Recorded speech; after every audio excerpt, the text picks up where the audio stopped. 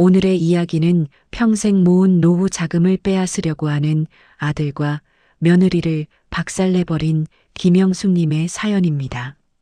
이야기 시작 전에 구독, 좋아요, 알림 설정 버튼까지 꾹 눌러주시고 댓글 부탁드려요. 여러분의 작은 관심이 더 좋은 이야기를 만드는데 큰 힘이 됩니다. 엄마가 나를 고소한다고? 진짜로? 박민수의 목소리가 경찰서 조사실 복도에 울려 퍼졌습니다. 김영숙은 떨리는 손으로 고소장을 내밀며 담당 형사를 똑바로 바라봤죠. 68년 인생에서 경찰서라곤 길 잃은 지갑 찾으러 한번 와본 게 전부였는데 오늘은 아들과 며느리를 상대로 사기죄 고소장을 접수하러 왔습니다. 네, 고소합니다. 3억 원 횡령건으로요. 영숙의 목소리는 의외로 단단했습니다. 아들의 얼굴이 하얗게 질려가는 걸 보면서도 영숙은 시선을 돌리지 않았죠. 이 순간이 오기까지 얼마나 많은 밤을 뜬 눈으로 지새웠는지, 얼마나 많은 눈물을 삼켰는지 민수는 모를 겁니다. 시간을 3달 전으로 돌려보죠. 어머님, 오늘 저녁 진짜 맛있게 하셨네요. 며느리 이지연의 목소리는 꿀처럼 달콤했습니다. 영숙이 은퇴 기념으로 차린 저녁 밥상, 갈비찜에 잡채, 전까지 부쳐낸 상차림이었죠. 40년 넘게 분식집과 식당에서 일한 영숙의 손맛은 누구도 따라올 수 없었습니다. 아이고, 맛있게 먹어주니 내가 더 고맙지. 영숙은 흐뭇한 얼굴로 며느리와 아들이 밥 먹는 모습을 바라봤습니다. 새벽 4시에 일어나 김밥 말고 떡볶이 끓이고 손님들 욕 먹어가며 일한 세월이 주마등처럼 스쳐 지나갔죠. 이제 은퇴했으니 편히 살 수 있을 거라 생각했습니다. 통장에 찍힌 3억 원이 든든한 버팀목이 되어줄 거라 믿었고요. 근데 어머님, 통장 관리는 어떻게 하고 계세요? 지연이 갑자기 물었습니다. 젓가락으로 갈비를 집으면서도 시선은 영숙을 향했죠. 응? 통장? 그냥 은행에 넣어두고 있지 뭐. 요즘 보이스피싱이나 금융사기가 얼마나 많은데요. 어르신들이 특히 많이 당하신다고 뉴스에도 나오잖아요. 민수도 거들었습니다. 엄마, 지연이 말이 맞아. 엄마 혼자 관리하기 힘들지 않아? 영숙은 갈비를 씹다가 멈췄습니다. 분명 걱정해주는 말인데 왜 이렇게 불편한 기분이 들까요? 평생 제 손으로 번 돈인데 갑자기 남의 손에 맡겨야 한다니. 괜찮아. 내가 알아서 할 수 있어. 어머님, 제가 격리일도 했었잖아요. 통장 관리나 세금 같은 거 제가 도와드릴게요. 가족끼리 뭘 그렇게 경계하세요. 지연의 목소리가 약간 날카로워졌습니다. 민수는 어머니와 아내 사이에서 난처한 표정을 지었죠. 엄마, 지연이가 잘할 수 있어. 나보다 돈 관리는 훨씬 꼼꼼하거든.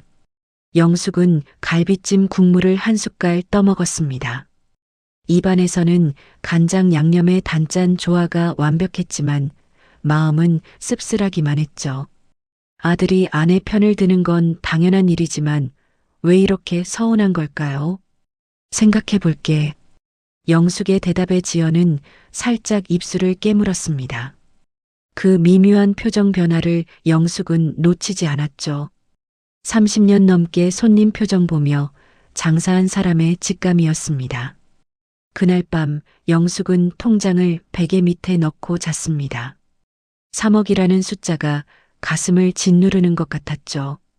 평생 모은 돈, 새벽부터 밤까지 기름 냄새 맡으며 일해서 모은 피 같은 돈. 이 돈이 있어야 요양원에 안 가고 병원비 걱정 없이 살 수 있습니다. 다음 날 아침 지연은 또 그 이야기를 꺼냈습니다. 어머님, 어제 말씀드린 거 생각해 보셨어요? 정말 어머님을 위해서 드리는 말씀이에요. 영숙은 된장찌개를 끓이며 대답했죠. 알았어. 통장 비밀번호는 안 알려줘도 되지? 어머님, 그게 무슨 말씀이세요? 당연히 비밀번호도 알아야 제가 관리를 하죠. 순간 영숙의 손에서 국자가 미끄러졌습니다. 뜨거운 된장찌개가 손등에 튀었지만 그보다 더 뜨거운 게 가슴속에서 치밀어 올랐죠. 비밀번호까지 왜 알아야 해? 아니, 어머님. 통장 관리한다면서 비밀번호도 모르면 어떻게 관리해요? 혹시 저를 못 믿으시는 거예요? 지연의 목소리가 높아졌습니다. 민수가 부랴부랴 나와서 중재에 나섰죠. 엄마, 지연이가 서운해하잖아.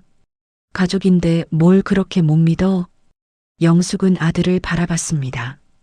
젖 먹이던 때부터 키운 아들 대학 보내려고 김밥 1000줄은 더 말았을 아들이 지금 누구 편을 들고 있는지 너무나 명확했죠. 알았다. 통장 줄 테니까 그만해. 영숙이 한숨을 쉬며 말했습니다.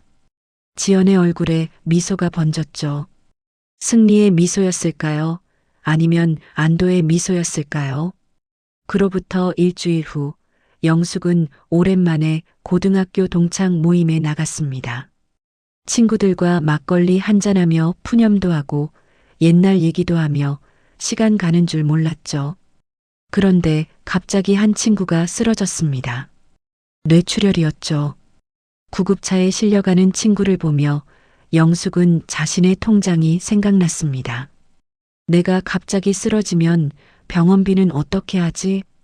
영숙은 다음날 바로 은행으로 향했습니다. 통장에서 병원비 정도는 빼놓고 다니려고 했죠.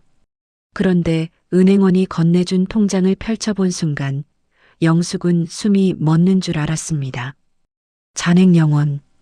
분명 3억이 있어야 할 통장에 0이라는 숫자만 덩그러니 찍혀 있었습니다. 잔액 조회가 잘못된 거 아니에요? 다시 한번 확인해 주세요. 영숙의 목소리가 떨렸습니다. 은행원은 컴퓨터 화면을 다시 확인하더니 고개를 저었죠. 고객님, 정확합니다. 현재 잔액은 0원이 맞으십니다. 혹시 다른 통장과 헷갈리신 건 아닌가요? 아니에요. 여기 3억이 있었다고요. 내가 평생 모은 돈이라고. 영숙의 목소리가 커지자 옆 창구 직원들도 시선을 돌렸습니다. 은행원은 당황한 표정으로 거래 내역을 출력해 주었죠. 고객님, 진정하시고요. 여기 거래 내역을 보시면 지난주 월요일에 3억 원이 이체되었네요. 영숙은 떨리는 손으로 종이를 받아들었습니다. 거기엔 분명히 적혀 있었죠. 3억 원, 수취인 이지연.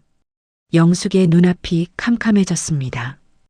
다리에 힘이 풀려 그대로 주저앉을 뻔했지만 간신히 의자를 붙잡고 버텼죠.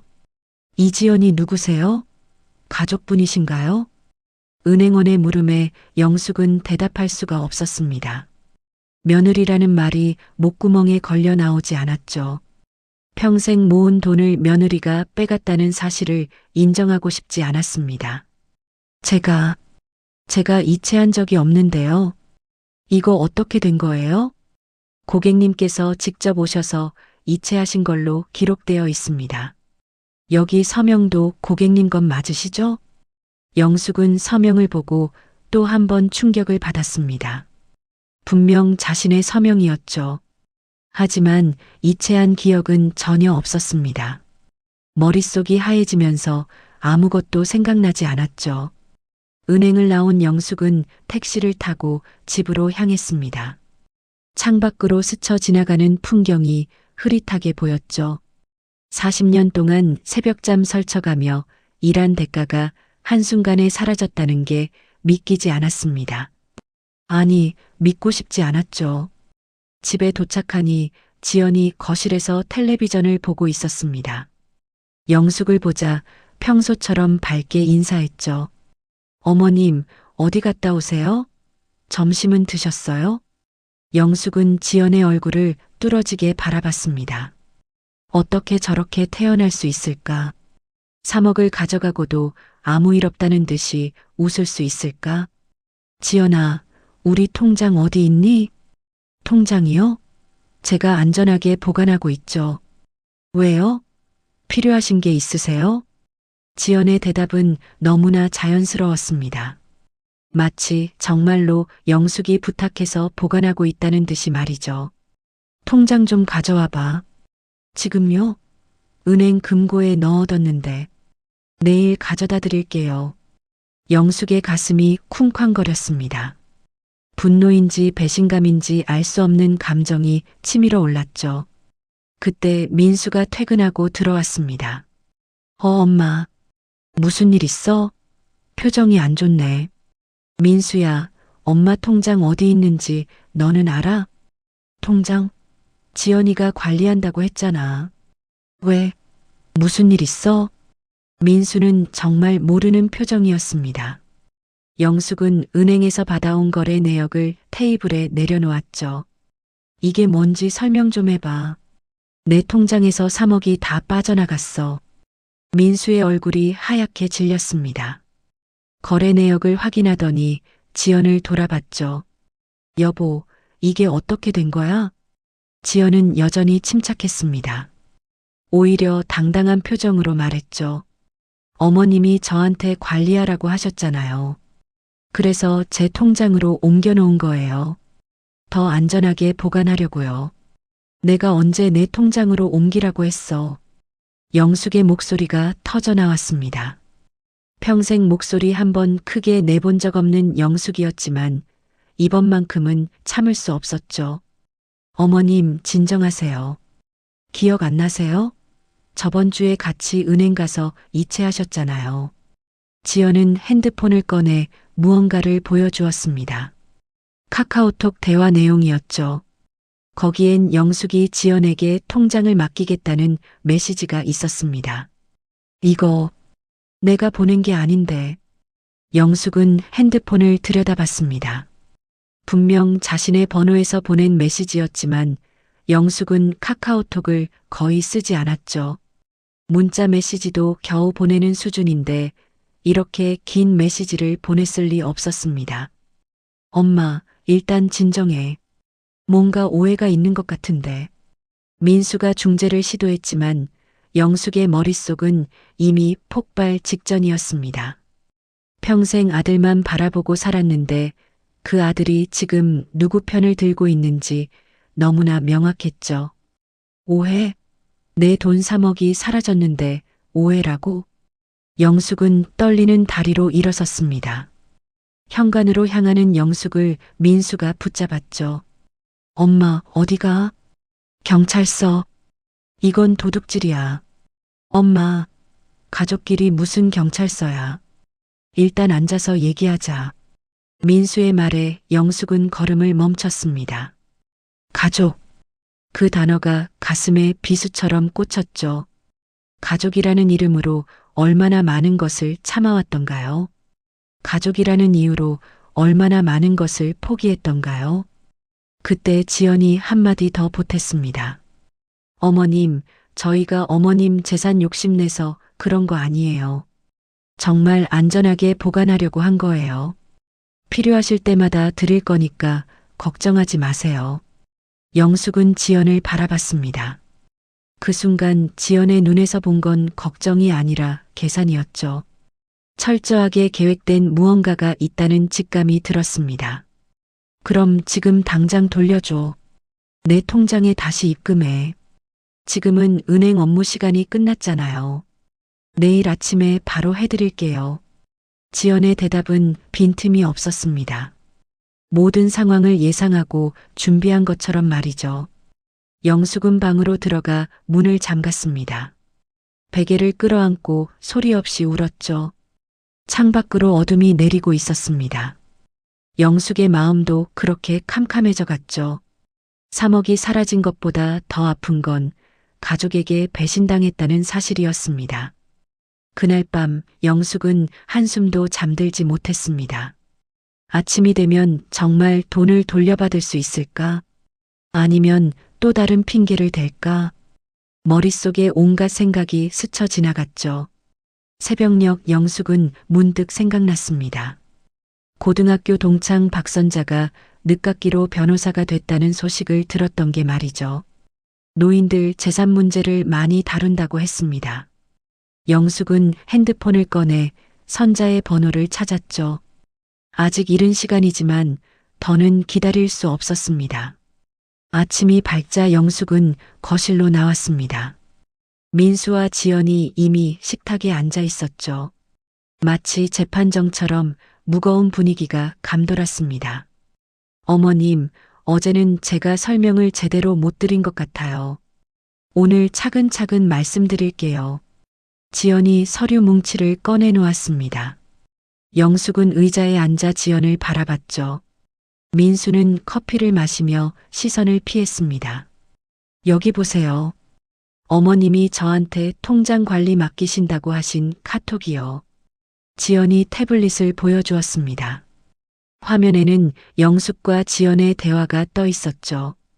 영숙이 먼저 지연아, 통장 좀 내가 관리해줘. 비밀번호는 민수 생일이야라고 보낸 메시지가 있었습니다. 날짜는 지난주 일요일이었죠.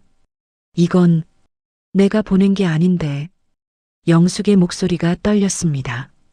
분명 자신의 프로필 사진, 자신의 이름이었지만 이런 메시지를 보낸 기억은 전혀 없었죠.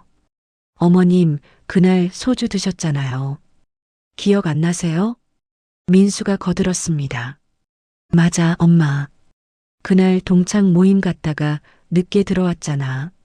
취해서 지연이한테 통장 맡긴다고 했어. 영숙은 머릿속을 더듬었습니다. 그날 동창 모임에서 막걸리를 마시긴 했지만 취할 정도는 아니었죠. 집에 와서 바로 잠들었던 기억뿐이었습니다. 민수야, 너 그날 봤어? 내가 지연이한테 그런 말하는 거? 민수는 잠시 머뭇거렸습니다. 시선이 지연과 영숙 사이를 오갔죠. 직접 보진 못했지만 지연이가 그렇다고 하니까 못 봤으면서 왜 거짓말을 해? 영숙의 목소리가 높아졌습니다. 민수는 당황한 표정을 지었죠. 거짓말이 아니라 그냥 지연이가 그렇다고 하니까 그런 줄 알았지. 영숙은 한숨을 쉬었습니다. 아들이 완전히 며느리 편이라는 걸 다시 한번 확인하는 순간이었죠. 지연은 여유로운 표정으로 말을 이었습니다. 어머님, 제가 어머님 돈을 훔칠 사람으로 보이세요? 정말 서운하네요. 지연의 눈에 눈물이 맺혔습니다. 연기인지 진심인지 알 수 없었죠. 민수가 아내를 위로하며 영숙을 바라봤습니다. 엄마, 지연이가 얼마나 상처받겠어. 가족끼리 이러지 말자. 또 가족. 영숙은 그 단어에 숨이 막혔습니다. 가족이라는 이름으로 자신의 전 재산을 빼앗기고도 참아야 한다는 걸까요? 그럼 지금 당장 돌려줘. 은행 가서 내 통장에 다시 입금해. 네, 물론이죠. 근데 어머님, 이왕 맡기신 거 제가 계속 관리해드리면 어때요? 매달 필요한 만큼 드릴게요. 지연의 제안에 영숙은 기가 막혔습니다. 자신의 돈을 용돈처럼 받아 쓰라는 말이었죠. 싫어. 내 돈은 내가 관리할 거야. 그때 민수가 한숨을 쉬며 말했습니다. 엄마, 요즘 기억력이 예전 같지 않잖아. 지난번에도 가스 불 끄는 거 잊어버렸고. 영숙은 충격을 받았습니다. 한두 번 깜빡한 걸 가지고 치매 환자 취급을 하다니. 눈물이 날 것 같았지만 꾹 참았죠. 너희들이 짜고 치는 고스톱이구나. 영숙이 일어섰습니다. 더는 이 집에 있고 싶지 않았죠. 핸드백을 들고 현관으로 향했습니다. 어머님, 어디 가세요? 은행. 내가 직접 확인하러 갈 거야. 영숙은 집을 나와 은행으로 향했습니다. 머릿속이 복잡했죠. 정말 자신이 기억하지 못하는 걸까? 아니면 지연이 거짓말을 하는 걸까? 은행에 도착한 영숙은 창구 앞에서 한참을 기다렸습니다. 앞에 손님이 많았죠. 대기실 의자에 앉아 있는데 익숙한 목소리가 들렸습니다. 영숙아, 김영숙 맞지? 돌아보니 고등학교 동창 박선자가 서 있었습니다. 단정한 정장 차림에 서류 가방을 들고 있었죠. 선자야, 여기서 만나네. 나 여기 자주 와. 고객들 일 때문에. 근데 너 왜 이렇게 얼굴이 안 좋아? 선자는 영숙 옆에 앉았습니다. 영숙은 갑자기 눈물이 났죠. 며칠 동안 쌓인 감정이 터져 나왔습니다. 선자야, 왜 그래? 무슨 일 있어? 영숙은 떨리는 목소리로 모든 걸 털어놓았습니다. 3억이 사라진 것, 며느리가 가져간 것, 아들마저 며느리 편을 드는 것까지. 선자의 표정이 점점 굳어졌죠. 잠깐, 그거 완전히 노인 재산 편취 사건이잖아. 요즘 이런 케이스가 얼마나 많은지 알아? 근데 며느리가 카톡 보여주는데 내가 보냈다고 되어 있어. 선자는 고개를 저었습니다. 카톡은 조작하기 쉬워. 특히 어르신들 폰은 보안이 약해서 더 쉽지. 영숙아, 이건 가족 문제가 아니야. 범죄야. 영숙은 선자를 바라봤습니다. 범죄라는 단어가 가슴에 와 닿았죠. 근데 아들이 상처받을 텐데. 아들 걱정하다가 내 노후 자금 다 날리면 어떡할래? 요양원 갈 돈도 없어지면? 선자의 말이 뼈아팠습니다. 하지만 사실이었죠. 영숙은 결심했습니다. 선자야, 나 좀 도와줄래? 당연하지. 내가 이런 사건 많이 맡아봤어. 일단 증거부터 모으자. 선자는 영숙과 함께 은행 담당자를 만났습니다. 변호사 신분을 밝히니 은행 측도 협조적이었죠. 그날 이체 장면이 담긴 CCTV 확인 가능한가요? 네, 가능합니다. 경찰 수사가 시작되면 제공해 드릴 수 있습니다. 선자는 영숙을 돌아봤습니다. 영숙아, 고소장 쓸 준비 됐어? 영숙은 망설였습니다. 아들을 고소한다는 게 가능한 일일까? 평생 아들 하나만 바라보고 살았는데. 조금만 더 생각해 볼게. 집으로 돌아온 영숙은 현관문을 열고 들어섰습니다. 거실에는 낯선 종이들이 펼쳐져 있었죠. 자세히 보니 요양원 브로슈어였습니다. 지연이 미소를 지으며 다가왔죠. 어머님, 이런 좋은 요양원도 있더라고요. 한번 구경이라도 가보실래요? 영숙의 등골이 서늘해졌습니다. 요양원? 내가 왜 요양원에 가야? 영숙의 목소리가 차갑게 가라앉았습니다. 지연은 여전히 미소를 지으며 브로슈어를 들어보였죠. 어머님 연세도 있으시고 최근에 깜빡하시는 일도 많으시잖아요. 전문가들이 케어해드리는 게 더 안전할 것 같아서요. 내가 뭘 깜빡했다는 거야? 통장 맡기신 것도 기억 못 하시잖아요. 그리고 지난주에는 가스불도 안 끄고 나가셨고요. 지연의 말 한마디 한마디가 계산되어 있었습니다. 영숙을 치매 초기 환자로 몰아가려는 의도가 뻔히 보였죠. 민수는 소파에 앉아 고개를 숙이고 있었습니다. 민수야, 너도 엄마를 요양원에 보내고 싶니? 민수가 고개를 들었습니다.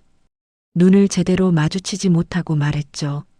엄마 건강을 위해서라면 고려해 볼 수도 있지 않을까? 영숙은 가슴이 무너지는 것 같았습니다. 젖 먹여 키운 아들이 이제는 자신을 버리려 하다니. 눈물이 났지만 꾹 참았죠. 이들 앞에서 약한 모습을 보이고 싶지 않았습니다. 선자가 그러는데 이런 게 노인 재산 편취래. 경찰에 신고하면 다 밝혀진다고 하더라. 영숙의 말에 지연의 표정이 순간 굳었습니다. 하지만 곧 다시 미소를 지었죠. 어머님, 가족끼리 무슨 경찰이에요. 저희가 어머님 재산 노리는 사람들로 보이세요? 그럼 당장 돈 돌려줘. 지금 은행 가자. 내일 하면 안 될까요? 오늘은 피곤해서. 지연은 계속 미루기만 했습니다. 영숙은 방으로 들어가 선자에게 전화를 걸었죠. 선자야, 나 좀 도와줘. 집에 요양원 브로슈어까지 갖다 놨어. 뭐? 그건 완전히 계획적이네. 영숙아, 내일 아침에 만나자. 은행에서 CCTV 확인하고 증거 수집하자. 다음 날 아침 영숙은 일찍 집을 나섰습니다. 선자와 은행 앞에서 만나기로 했죠. 두 사람은 은행 상담실로 들어갔습니다. 제 의뢰인의 통장에서 3억 원이 무단 이체되었습니다. 해당 날짜 CCTV를 확인하고 싶습니다. 선자가 변호사 신분증을 보이며 말했습니다. 은행 과장은 컴퓨터를 확인하더니 고개를 갸웃했죠. 이체 당일 CCTV를 확인해 보니 김영숙 고객님이 혼자 오신 게 아니라 젊은 여성분과 함께 오셨네요. 보여주실 수 있나요? 화면에는 영숙과 지연이 함께 은행에 들어오는 모습이 담겨 있었습니다. 영숙은 멍한 표정으로 지연을 따라가고 있었죠. 전날 기억이 안 나요. 영숙은 혼란스러웠습니다. 분명 은행에 간 기억이 없는데 CCTV에는 자신이 찍혀 있었죠.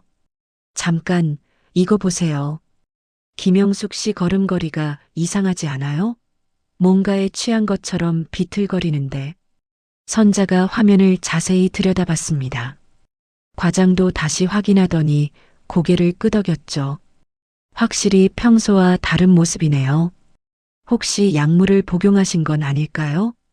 영숙은 갑자기 생각났습니다. 그날 아침 지연이 준 감기약. 평소보다 많이 졸렸던 기억이 났죠. 그날 아침에 지연이가 감기약이라고 준 걸 먹었어요. 그 후로 기억이 흐릿해요. 선자의 눈이 번뜩였습니다. 수면제를 탄 거일 수도 있어. 영수가 이거 단순 재산 편취가 아니라 약물 사용한 강제 이체야. 은행 과장이 추가 영상을 보여주었습니다. 창구에서 영숙이 서류에 서명하는 장면이었는데 지연이 영숙의 손을 잡고 도와주는 것처럼 보였죠. 이거 봐. 내가 직접 서명한 게 아니라 지연이가 내 손을 잡고 서명하게 한 거야. 선자가 흥분했습니다. 확실한 증거를 찾은 것이죠. 은행 과장도 심각한 표정을 지었습니다. 이 정도면 경찰 수사가 필요할 것 같습니다. 저희도 전면 협조하겠습니다. 영숙과 선자는 증거 자료를 받아들고 은행을 나왔습니다.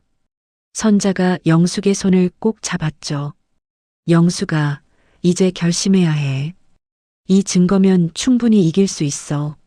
하지만 민수도 진실을 알아야 해.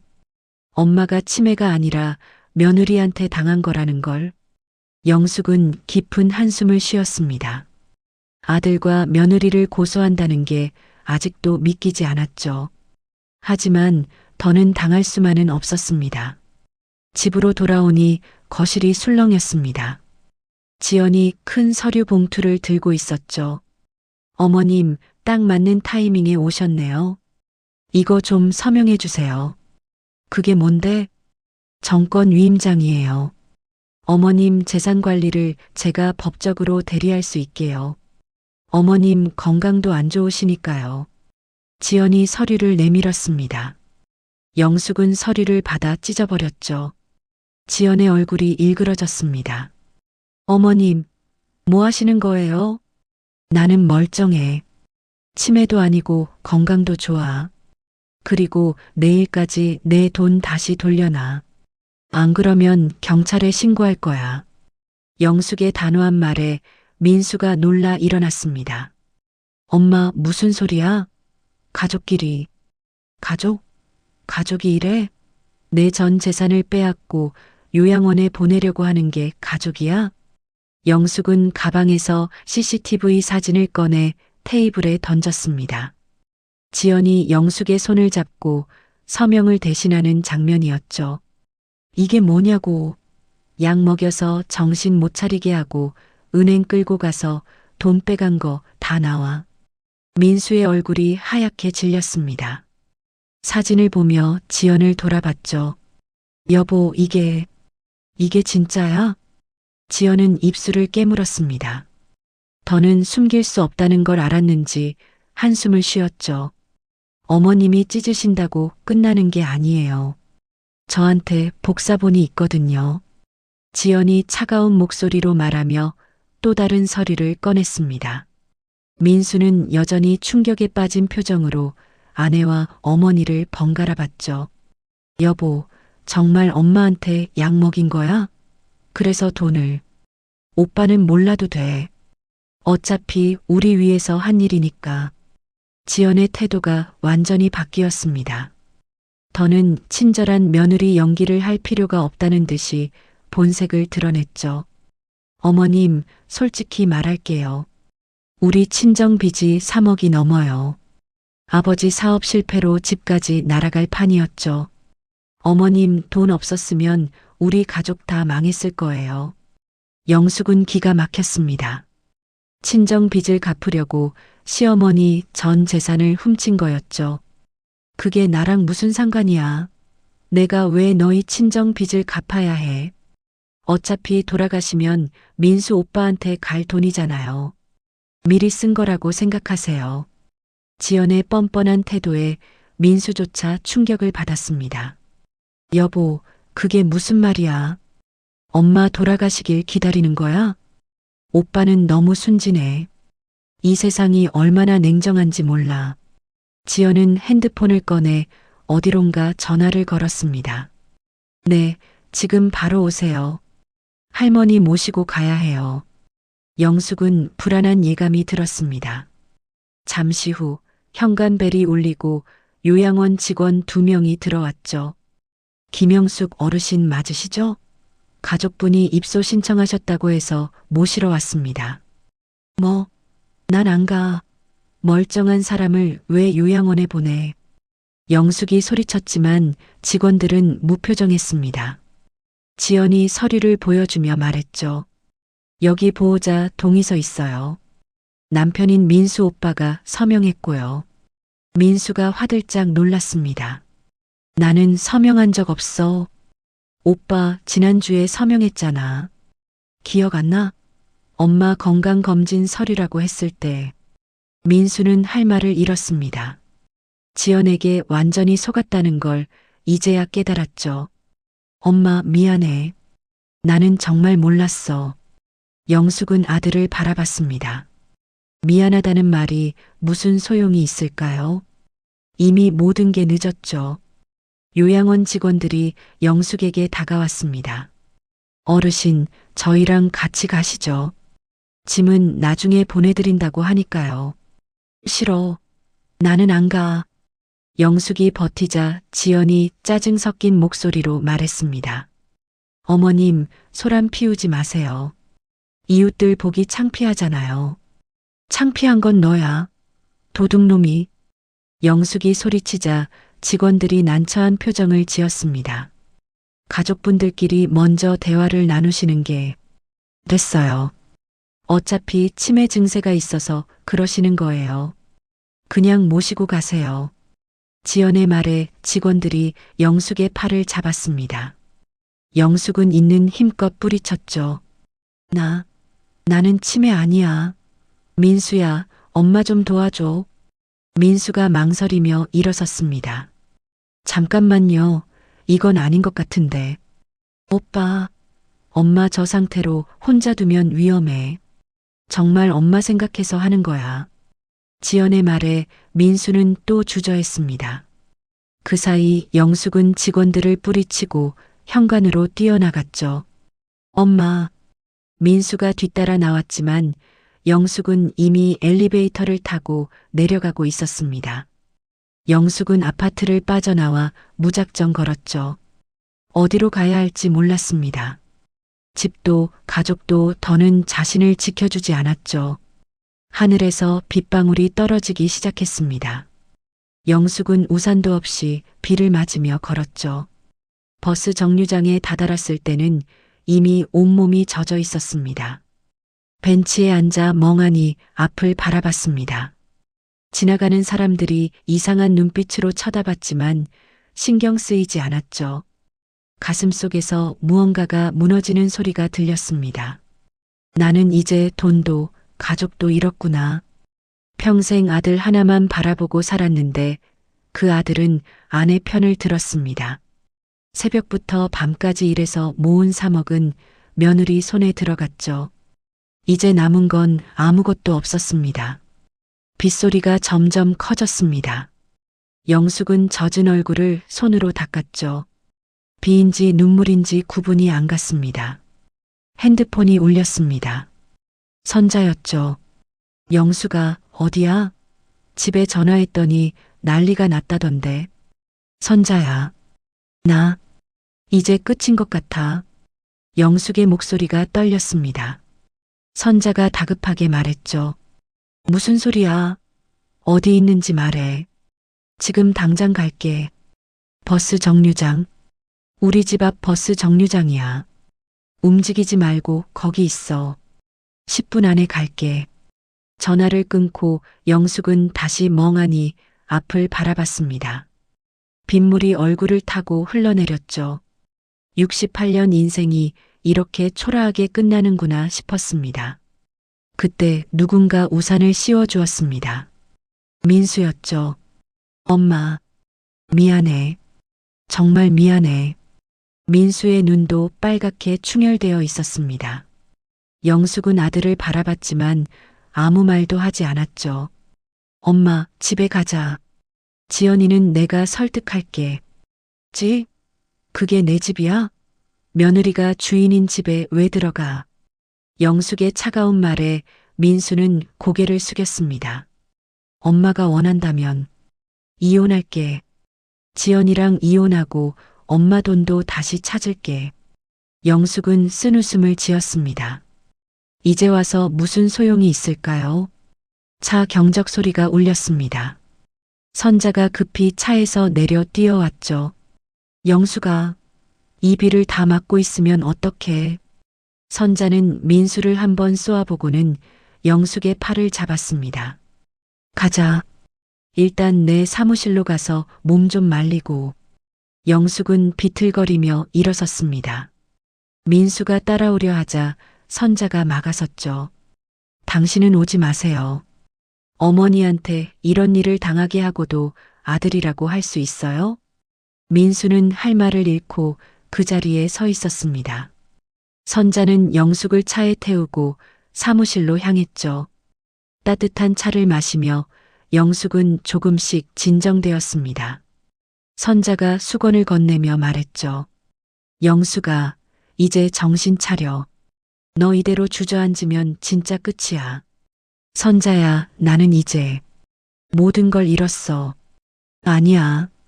아직 안 늦었어. 증거 있잖아. 싸워서 되찾을 수 있어. 선자는 서류 가방에서 파일을 꺼냈습니다. 영숙의 통장 거래 내역과 메모들이었죠. 이거 봐. 내가 평소에 통장 관리하던 방식이야. 매달 같은 날짜에 입금하고 비밀번호도 절대 남한테 안 알려줬잖아. 영숙은 메모를 들여다봤습니다. 자신의 손글씨로 빼곡히 적힌 입출금 기록이었죠. 40년 동안 한 푼 한 푼 아껴가며 적어둔 기록이었습니다. 맞아. 나는 절대 비밀번호를 남한테 안 알려줬어. 민수한테도 안 알려줬는데. 그리고 이거 봐. 내가 쓴 일기장이야. 여기 보면 그날 동창 모임 갔다가 일찍 들어와서 잤다고 적혀 있어. 영숙은 일기장을 봤습니다. 떨리는 손으로 페이지를 넘겼죠. 맞아. 그날 막걸리 2잔만 마시고 일찍 들어왔어. 취하지도 않았고. 그럼 지연이가 거짓말한 거지. 내가 취해서 통장 맡긴다고 했다는 게 다 거짓이야. 선자는 노트북을 열어 무언가를 보여주었습니다. 그리고 결정적인 증거가 하나 더 있어. 은행에서 추가로 CCTV를 확보했는데 이거 봐. 화면에는 지연이 혼자 은행 ATM 앞에 서 있는 모습이 찍혀 있었습니다. 날짜는 영숙이 은행에 간 다음 날이었죠. 이거 지연이가 혼자 간 거네? 맞아. 처음엔 너랑 같이 가서 통장 비밀번호를 알아낸 다음 날 혼자 가서 추가로 돈을 빼간 거야. 영숙의 눈에서 눈물이 흘렀습니다. 억울함과 분노의 눈물이었죠. 내 기억이 틀린 게 아니었어. 내가 미친 게 아니었어. 선자가 영숙의 손을 꼭 잡았습니다. 당연하지. 너는 멀쩡해. 오히려 너무 멀쩡해서 당한 거야. 영숙은 깊은 숨을 쉬었습니다. 가슴속에서 무언가가 다시 살아나는 것 같았죠. 그동안 자신을 짓누르던 의심과 자책이 사라지고 대신 분명한 확신이 자리 잡았습니다. 선자야, 고소장 쓸게. 더는 못 참겠어. 그래, 그게 영숙이지. 자, 여기 고소장 양식이야. 선자가 준비해온 서류를 내밀었습니다. 영숙은 펜을 들었죠. 손이 떨렸지만 글씨는 또렷했습니다. 피고소인 이지연, 박민수. 아들 이름을 쓸 때 잠시 펜이 멈췄습니다. 평생 사랑한 아들을 고소한다는 게 가슴 아팠죠. 하지만 영숙은 이를 악물고 계속 썼습니다. 사기 및 횡령 혐의로 고소합니다. 고소장을 다 쓰고 영숙은 한숨을 쉬었습니다. 선자가 어깨를 토닥였죠. 잘했어. 이제부터가 시작이야. 그때 영숙의 핸드폰이 울렸습니다. 민수였죠. 엄마, 지연이가 집 나갔어. 통장이랑 도장 다 들고. 엄마 어떡해? 영숙은 차갑게 대답했습니다. 이제 와서 뭘 어떡하냐고 묻니? 내가 선택한 거잖아. 엄마, 정말 미안해. 내가 바보였어. 미안하면 뭐해. 이미 늦었어. 전화를 끊고 영숙은 선자를 바라봤습니다. 선자야, 통장 새로 만들 수 있을까? 당연하지. 분실 신고하고 재발급 받으면 돼. 그리고 지연이가 빼간 돈도 법적으로 추적해서 받아낼 거야. 다음 날 아침 영숙과 선자는 경찰서로 향했습니다. 고소장을 접수하는 영숙의 표정은 단호했죠. 꼭 끝까지 가겠습니다. 한 푼도 양보 없이 다 받아낼 거예요. 담당 형사가 고소장을 받으며 말했습니다. 요즘 이런 사건이 많습니다. 가족이라는 이름으로 노인분들 재산을 노리는 경우가요. 저희가 철저히 수사하겠습니다. 영숙은 고개를 끄덕였습니다. 이제 돌이킬 수 없는 강을 건넨 것이죠. 경찰서를 나오며 선자가 말했습니다. 영숙아, 당분간 내 집에 있자. 혼자 있으면 힘들 거야. 고마워, 선자야. 내가 없었으면 나는. 그런 말하지 마. 우리가 친구잖아. 영숙은 맑은 하늘을 올려다봤습니다. 어제의 비가 거짓말처럼 개어 있었죠. 마음속 먹구름도 조금씩 걷히는 것 같았습니다. 선자야, 나 이제 깨달았어. 엄마이기 전에 나도 한 사람이라는 걸. 나도 내 권리를 지킬 자격이 있다는 걸. 그래, 그게 맞아. 넌 피해자 김영숙이야. 엄마 김영숙이 아니라. 영숙은 주먹을 꽉 쥐었습니다. 이제부터가 진짜 싸움이었죠. 경찰서 조사실, 영숙과 지연이 마주 앉았습니다. 2달 만의 재회였죠. 지연은 여전히 당당한 표정이었습니다. 어머님이 저를 고소하시다니 정말 서운하네요.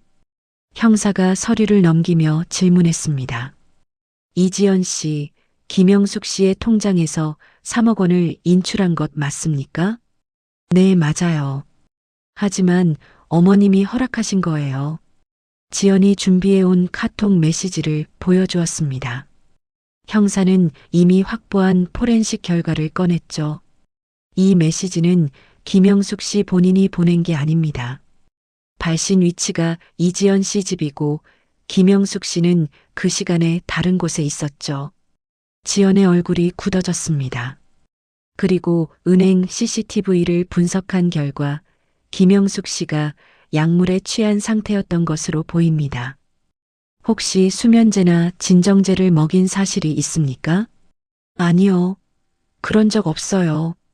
지연이 부인했지만 형사는 추가 증거를 제시했습니다. 이지연 씨 명의로 구매한 수면제 처방 기록이 있습니다. 김영숙 씨를 은행에 데려간 날 아침에 약국에서 구입하셨네요.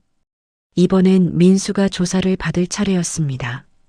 민수는 고개를 숙인 채 들어왔죠. 박민수 씨, 어머니 재산을 아내가 빼간 것을 알고 있었습니까? 몰랐습니다. 정말 몰랐어요. 저는 그냥 아내가 어머니를 위해서 관리한다고만 생각했어요. 민수의 목소리가 떨렸습니다. 형사가 서류를 보여주었죠. 그런데 요양원 입소 동의서에 박민수 씨 서명이 있네요. 그건 아내가 건강검진 서류라고 해서 민수는 결국 눈물을 흘렸습니다. 자신의 어리석음이 어머니를 이 지경까지 만들었다는 자책감에 몸을 떨었죠. 어머니, 정말 죄송합니다. 제가 바보였어요. 영숙은 아들을 바라보지 않았습니다. 시선은 형사를 향했죠. 오늘 나는 엄마가 아니라 피해자 김영숙으로 왔습니다. 법대로 처리해 주세요. 조사가 끝나고 영숙이 조사실을 나서는데 지연이 쫓아왔습니다. 어머님, 잠깐만요. 영숙이 멈춰섰습니다. 지연의 얼굴에는 처음으로 두려움이 보였죠. 어머님, 제가 잘못했어요. 친정이 너무 급해서 그랬어요. 아버지가 자살하겠다고 협박하시고 정말 어쩔 수 없었어요. 그래서 그게 내 평생 모은 돈을 훔쳐가도 되는 이유가 되니? 영숙의 목소리는 차가웠습니다. 지연이 무릎을 꿇었죠. 어머님, 한 번만 용서해 주세요. 돈은 꼭 갚을게요. 시간만 주세요. 시간? 내가 얼마나 남았는지 알아? 70이 다 되어가는데 언제까지 기다려? 영숙은 지연을 지나쳐 걸어갔습니다. 뒤에서 민수의 목소리가 들렸죠. 엄마, 엄마, 제발. 하지만 영숙은 돌아보지 않았습니다. 선자가 기다리고 있는 차로 향했죠. 검찰 조사까지 마치고 한 달 후 첫 재판이 열렸습니다. 영숙은 증인석에 앉았죠. 증인은 피고인들과 어떤 관계입니까? 아들과 며느리입니다. 가족을 고소하기까지 어려운 결정이었을 텐데요. 검사의 질문에 영숙은 잠시 침묵했습니다. 법정 안이 조용해졌죠. 네, 어려웠습니다. 하지만 가족이라는 이름으로 저를 짓밟는 건 용납할 수 없었습니다. 영숙의 증언이 이어졌습니다. 새벽부터 일어나 김밥 말고 떡볶이 끓이며 40년을 일한 이야기. 한 푼 두 푼 모아 3억을 만든 이야기. 그리고 그 돈이 하루아침에 사라진 이야기까지. 피고인 이지연은 저에게 수면제를 먹이고 은행에 데려갔습니다. 제 의식이 흐릿한 상태에서 서명을 대신했고 제 전 재산을 빼갔습니다. 지연의 변호사가 반박했습니다. 증인의 기억이 명확하지 않을 수 있지 않습니까? 연세도 있으시고. 제 기억은 명확합니다. 저는 치매도 없고 정신도 멀쩡합니다. 오히려 너무 멀쩡해서 당한 거죠. 영숙의 단호한 대답에 방청석에서 작은 탄성이 나왔습니다. 재판이 끝나고 법원을 나서는데 민수가 기다리고 있었습니다. 수척해진 얼굴, 푹 꺼진 눈. 2달 사이 10년은 늙은 것 같았죠. 엄마, 지연이랑 이혼했어요. 그리고 집도 팔기로 했어요. 엄마 돈 최대한 만들어서 돌려드릴게요. 영숙은 아들을 바라봤습니다. 미움과 연민이 교차했죠. 늦었어. 이미 다 늦었어. 엄마, 한 번만 용서해 주세요. 평생 속죄하며 살게요. 민수가 울먹였습니다. 영숙은 한숨을 쉬었죠. 민수야, 나는 내가 내 편이 되어주길 바랐어. 단 한 번만이라도. 근데 너는 끝까지 지연이 편이었잖아. 죄송해요. 정말 죄송해요. 영숙은 더 이상 아무 말도 하지 않고 돌아섰습니다. 선자가 팔을 잡아주었죠. 잘했어, 영숙아. 이제 거의 다 왔어. 2달 후 최종 판결이 나왔습니다. 지연은 사기 및 횡령죄로 징역 2년 집행유예 3년, 민수는 무혐의 처분을 받았죠. 그리고 3억 중 2억 5천만 원을 배상하라는 판결이 내려졌습니다. 법정을 나서며 영숙은 깊은 숨을 쉬었습니다. 완전한 승리는 아니었지만 자신을 지켜냈다는 것만으로도 의미가 있었죠. 1년 후 영숙은 작은 원룸에서 새로운 아침을 맞았습니다. 창문으로 들어오는 햇살이 따뜻했죠. 재판 후 받은 배상금과 집을 정리한 돈으로 마련한 보금자리였습니다. 오늘도 좋은 날이 되겠네. 영숙은 간단히 아침을 차리고 외출 준비를 했습니다. 오늘은 동네 복지관에서 강의하는 날이었죠. 노인재산보호법에 대한 특강이었습니다. 복지관 강의실은 어르신들로 가득 찼습니다. 영숙이 마이크를 잡았죠. 여러분, 통장은 절대 내 손에서 떠나면 안 됩니다. 가족이라도 예외는 없어요. 영숙의 경험담에 어르신들이 고개를 끄덕였습니다. 한 할머니가 손을 들었죠. 우리 며느리도 통장 달라고 하는데 어떻게 거절해요? 이렇게 말하세요. 내가 죽은 다음에 가져가라고. 살아있는 동안은 내 것이라고요. 강의실에 웃음이 터졌습니다. 영숙도 함께 웃었죠. 이제는 자신의 아픔을 다른 사람을 돕는 힘으로 바꿀 수 있게 되었습니다. 강의가 끝나고 복지관을 나서는데 익숙한 뒷모습이 보였습니다. 민수였죠. 머뭇거리며 서 있다가 영숙을 발견하고 다가왔습니다. 엄마, 강의 잘 들었어요. 영숙은 놀랐지만 내색하지 않았습니다. 왜 왔니? 그냥 엄마 얼굴이라도 보고 싶어서. 민수는 많이 변해 있었습니다. 예전의 우유부단함은 사라지고 대신 깊은 회한이 얼굴에 새겨져 있었죠. 이혼하고 작은 원룸에서 살고 있어요. 회사도 그만두고 배달일하면서 돈 모으고 있어요. 엄마한테 조금이라도 더 갚으려고. 영숙은 아들을 바라봤습니다. 미워하려 해도 완전히 미워할 수 없는 게 부모 마음이었죠. 밥은 먹고 다니니? 네. 엄마는요? 나도 잘 지내. 어색한 침묵이 흘렀습니다. 민수가 조심스럽게 말했죠. 엄마 언젠가는 용서해 줄 수 있을까요? 영숙은 한참을 생각하다가 대답했습니다. 용서는 시간이 필요해. 강요할 수 있는 게 아니야. 알아요. 기다릴게요. 평생이 걸려도. 민수가 돌아서려 할 때 영숙이 불렀습니다. 민수야. 네, 엄마. 다음 주 일요일 점심이나 같이 먹자. 밥은 내가 해줄 수 있으니까. 민수의 눈에 눈물이 맺혔습니다. 정말요? 정말 괜찮아요? 밥 먹는 것까지 막을 순 없지. 하지만 기대는 하지 마. 예전처럼 돌아갈 순 없으니까. 민수는 고개를 끄덕였습니다. 그것만으로도 감사한 표정이었죠. 집으로 돌아온 영숙은 선자에게 전화를 걸었습니다. 선자야, 민수 만났어. 그래, 괜찮았어? 응. 밥 한 끼 같이 먹기로 했어. 잘했어. 그래도 자식이잖아.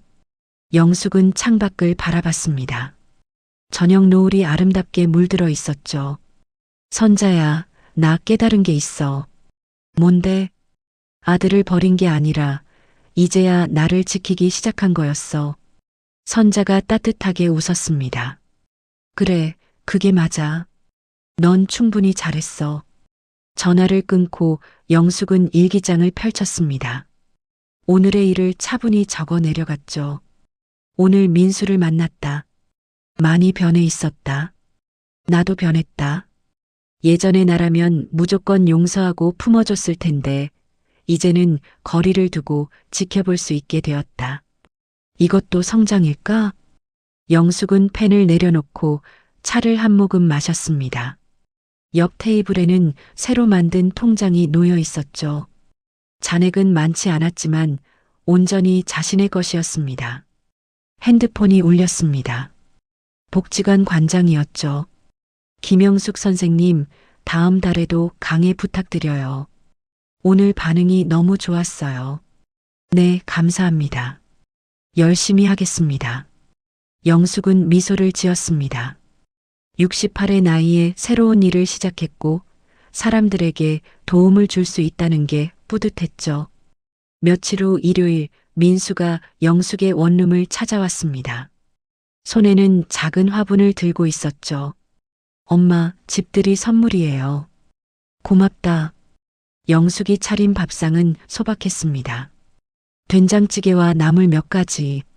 하지만 민수는 맛있게 먹었죠. 엄마 손맛은 여전하네요. 많이 먹어. 식사를 하며 두 사람은 조금씩 이야기를 나눴습니다. 일상적인 대화였지만 그것만으로도 충분했죠. 민수가 떠나고 영숙은 설거지를 했습니다. 싱크대에 비친 자신의 얼굴이 평온해 보였죠. 나는 이제 엄마 김영숙이 아니라 그냥 김영숙으로 살아도 되는구나. 영숙은 화분에 물을 주었습니다. 작은 잎사귀들이 싱싱하게 빛났죠. 새로운 시작을 알리는 것처럼. 저녁이 되자 선자가 찾아왔습니다. 영숙아, 내일 등산 갈래? 동창들이 모인대. 좋지. 오랜만에 산 공기도 마시고. 두 사람은 차를 마시며 이야기를 나눴습니다. 영숙의 웃음소리가 작은 원룸을 가득 채웠죠. 선자야, 고마워. 내가 없었으면 나는 지금도 그 지옥에 있었을 거야. 친구가 뭐 별건가. 당연한 거지. 영숙은 창밖의 별을 바라봤습니다. 68년 인생에서 가장 힘든 시간을 보냈지만 동시에 가장 큰 깨달음을 얻었죠. 자신을 지키는 것이 얼마나 중요한지, 그리고 그것이 결코 이기적인 게 아니라는 것을. 내일은 또 어떤 하루가 될까? 영숙은 기대가 되었습니다. 이제는 누구의 엄마도 누구의 시어머니도 아닌 오롯이 김영숙으로서의 삶이 시작되었으니까요.